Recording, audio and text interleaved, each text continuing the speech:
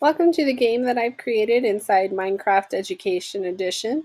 I worked in the template world called Blocks of Grass, which you can actually select a new Blocks of Grass world right when you log on to Microsoft Education Edition.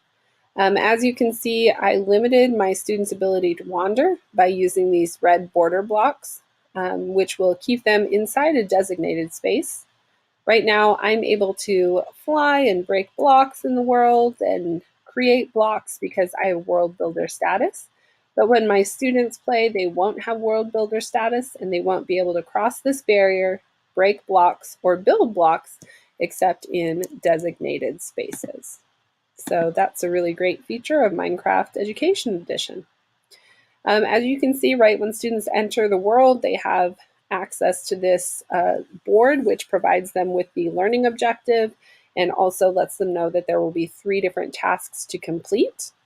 Right now, we're reading the novel in my classroom called A Long Walk to Water, and that's about a Sudanese lost boy during the Sudanese civil wars in South Sudan. So I have task 1, 2, and 3 separated by a brick road to kind of help students keep track of where they're going and what they're doing.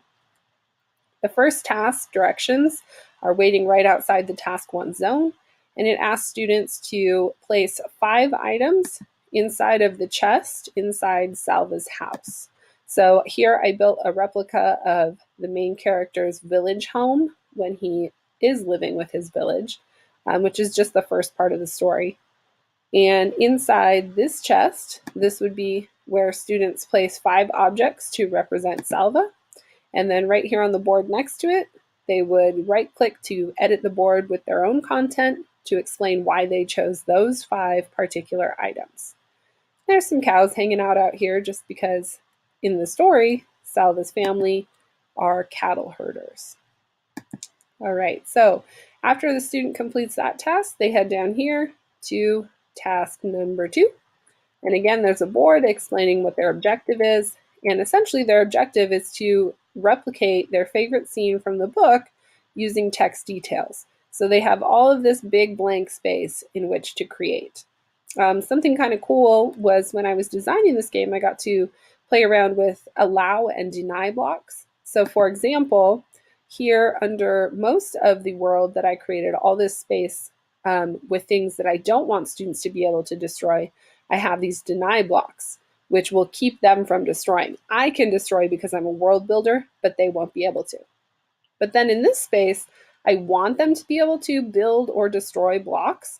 And so I actually layered this area with allow blocks, which lets them build freely and then be able to destroy the blocks that they place so that they can end up with what they want. That was a really cool way that I grew during this project, was being able to utilize all of these new blocks that are specific to Minecraft Education Edition.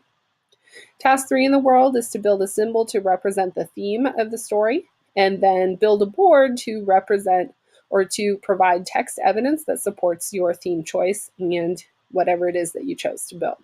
So students have this big white space where they can build something representative of the theme, and then again, they build the board to explain what they built and why.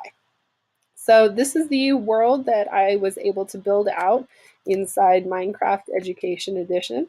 I'm actually really looking forward to using this with my class because I am piloting MEE right now with them in my 6th grade language arts and social studies. So this was a really practical assignment and I'm pretty stoked to be able to use it. All right, so let's talk some references. First, I really needed to get some online help to figure out how to use command blocks, allow blocks, deny blocks, and border blocks. So I spent a lot of time on this website, Dig Minecraft, to use some tutorials for help. I also looked at this particular slide share called Minecraft and Game-Based Learning by Shelly Sanchez Terrell, who's the author of the 30 Goals Challenge for Teachers. And in the slide deck, she talks about how we're able to tell whether games are effective. And so a couple of the things she says is that objectives are listed really clearly and the expectations are clearly communicated to students. And I try to do that with the boards in my game. And then the other thing that she says is that there's a progression of levels and skills. so that it feels achievable. So in my game, I tried to order the 3 tasks in terms of the type of thinking required and also the difficulty of the build or what students were being asked to do. Finally, I really appreciated this article on constructionist gaming and the benefits of having students make games. I applied this to my particular game this week just because students are building actively in Minecraft and they're constructing their own learning through the building process. So a lot of what was written in this particular article made a lot of sense to me.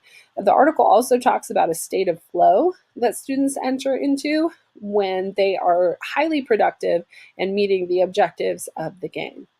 So these are my references that were super, super helpful to me as I created my game here in Minecraft Education Edition. Thanks for watching.